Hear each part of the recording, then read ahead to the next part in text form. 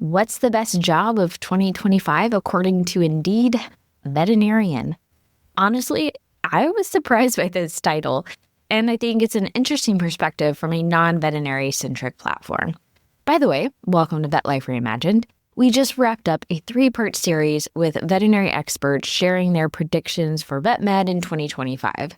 Today, I thought I would reflect upon those just a bit and share a few of my own thoughts for 2025, including some practical thoughts around how to implement some of these trends into life as soon as today. I posted this Indeed Best Jobs of 2025 article on LinkedIn last week. When I see anything like best fill in the blank, I always search for what are their metrics. Because I admit, when I read that title, my mind went to, what does Indeed know about being a veterinarian? Well, what Indeed was valuing was looking at roles that offer high salaries and showed sustained growth and flexibility. They looked at jobs on Indeed that make 3 key criteria: a minimum salary of $75,000, at least 20% growth in postings over the past 3 years, and at least 5% of the postings are remote or hybrid. Healthcare and engineering were the dominant sectors. They contributed that to society's continued need for well-being and innovation. And veterinarian came out on top. They said that the median annual salary for a veterinarian on Indeed is about $140,000. Total jobs were 1,065, and 124% increase in job share when compared to 2021. And 7.3% of the jobs had remote in the title. In case you were interested, the jobs that followed veterinarian were sales representative, which seems like a really broad title, but physician, civil engineer, estimator, and attorney. And I'll put a link in the description so you can see the other ones and read the full article. I think Best Job of 2025 was more attention-grabbing purposes, but this is interesting data. It does show that there are more job postings on Indeed, which could show a good job market for veterinarians right now. And the fact that there are a decent number of remote or hybrid options is what is largely probably considered a very hands-on kind of job. It shows good opportunity for diverse career pathing that can meet different values in a veterinary role. And that's kind of what we talk about on Vet Life Reimagined, is those possibilities out there. So I hope you find that encouraging. But reflecting on what our experts said in these past episodes, who live in this profession daily, not Indeed, you could see a very clear trend in AI. Really hard to get away from that. Maybe you're tired of hearing the word, but nonetheless, it is rapidly becoming a part of everyday life. And while I love enthusiasm, I also appreciate the watch-outs that were given around AI. With putting out this series, I have had several founders of AI companies reach out and want to appear on the podcast. So while I'm not in a clinical practice right now, I already see the potential for an overwhelming experience of trying to find what's worthwhile to invest in personally and then bringing it into your business, your clinic.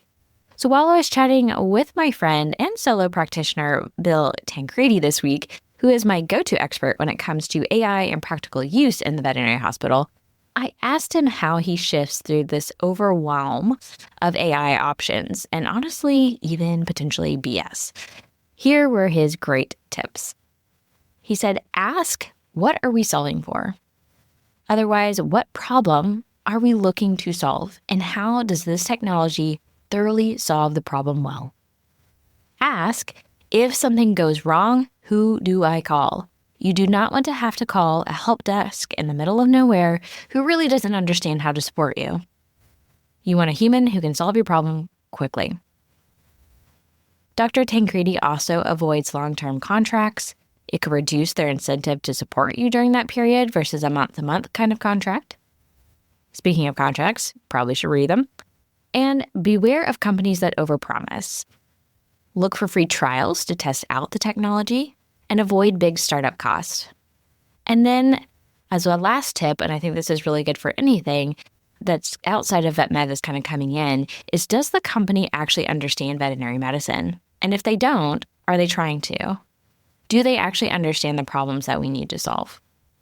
So I hope that was kind of helpful tips on approaching AI in the future and be a little bit more prepared and maybe start to think about how to enter this world that's just going to continue to be crowded with companies offering potential solutions, especially around buzzwords like AI and technology. So along with figuring out how to know what to adopt when it comes to AI solutions, I kind of brought it out in my concerns, and this goes beyond technology. I think there's a trend of the need for trust. I heard recently that a demand for transparency, which we've seen talked about quite a bit when it comes to consumers' desires of companies, that demand for transparency is really displaying a lack of trust. AI bots, fake videos, heated political fronts in the United States and beyond just continue to hamper our ability to know what to trust.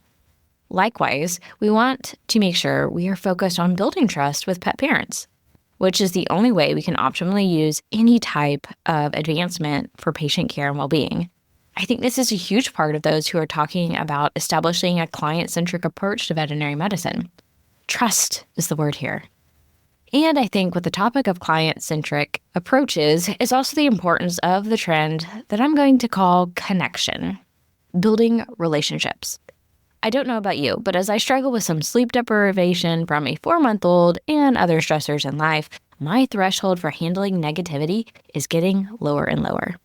The places of online community, in air quotes, seems to be a quick way to get my mood down, with the constant posts of bringing something or someone down. This is not connection. I think the more we try to embrace curiosity and getting to know real people, and even to intentionally do more things in person, the better we will find human connection and build relationships, which I like to remind, even in the podcast episodes, that this is what makes life joyful. So I encourage you to be very bullish on what you surround yourself with, because that input impacts the output. Surround yourself with the type of people you want to behave like. Side note, this can also be really good career advice. Surround yourself with the people that you like, as well as doing the things you're interested in. If you are in the place of the thing, you are more likely to get involved and do the thing. This can be in choosing where to live, getting involved in groups that match your interest, or when you go to conferences, get in there, listen, and talk to people you think are doing cool things, and let them know that you think they're doing cool things. People tend to like that. But back to connection. I think we are going to see more formations of groups of people looking to connect with like-minded individuals and support each other. So trends around trust and connection, and I mentioned a bit with the Indeed article, is a continued growth in the diversity of career paths. But also along with diverse career paths, my number 3 here is around voices. I think we are going to see increasing new and diverse voices in veterinary medicine. Individuals within veterinary medicine starting to be more proactive in discussing what they want to see in the profession.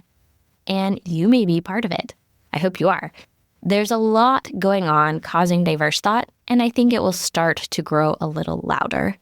I think it can be a great thing. I support diverse thought as I believe it's how we can learn and grow faster. But it also comes back to emphasizing the importance of curiosity and kindness that can build trust and even genuine connection. I hope you find those values every time you listen to Vet Life Reimagined. I hope to be part of this and lift up those diverse voices. This episode will be published the day I arrive in Orlando for VMX. It's always an exciting place to start the year, to get those connections and be inspired by the amazing people in this profession. Maybe I'll see you there. But until next time, take care. Oh, and speaking of taking care, you won't want to miss the next episode where I'm bringing Melissa Allen, a veterinary well-being buddy. I heard so many wonderful things about her, I had to bring her on the podcast and learn more. That is all next week.